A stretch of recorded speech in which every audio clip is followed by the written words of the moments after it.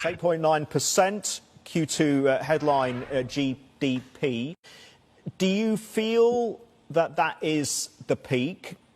Is that as good as we get? Or do you feel that there are some recessionary signals starting to creep into the Malaysian economy? Yeah. Well, thank you, Sri. First of all, thank you for having me. It's our pleasure. I'm still very optimistic that we will get to the forecast GDP number of between 5.3 and 6.3%. And as you said earlier, probably at the top end of that 6.3%. First half of the year, we grew by 6.9%. And your question is whether we will be experiencing a slowdown in the third quarter. I think by looking at the chart, you can see that the third quarter last year was actually a negative growth, right? So from that base, we should continue to see a strong growth just on the base effect for the third quarter. So the third quarter, in my view, given the momentum that we've seen, should be as strong or even if not stronger than quarter three. But the challenge will be quarter four, right? Quarter four this year, as you know, there are challenges in the world economy. What we're seeing, what's happening in the global economy. Even IMF and World Bank have revised the forecast of the global growth, the Ukraine and Russian conflict. And of course, China, which is the largest trade partner for Malaysia, is also having a very conservative COVID policy. And this has also disrupted the supply chain and the trade between Malaysia and China. If that continues, obviously, that will dampen some of the growth expectation in the fourth quarter of this year for Malaysia.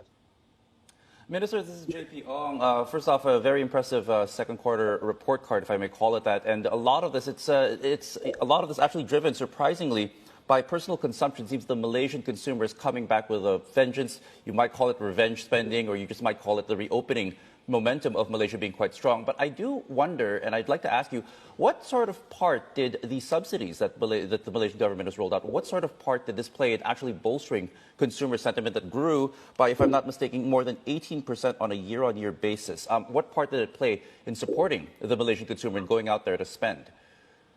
Yeah. Thank you, JC. The first point that you raised just now is the opening up of the economy.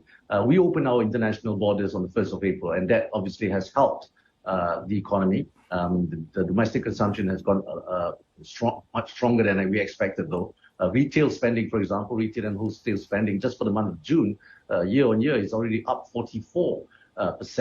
And the various fiscal stimulus packages that we announced 2 years ago, and we continue to ensure that happens, has also helped consumer spending. And we've seen even car sales gone up 30%. Yeah, to an extent, got to do with pent-up demand, but it also has to do with the policy measures that the government has undertaken. And if you see, the unemployment numbers are also low. It's back to our national rate of unemployment. It's now at 3.8% from the peak of 5.3%.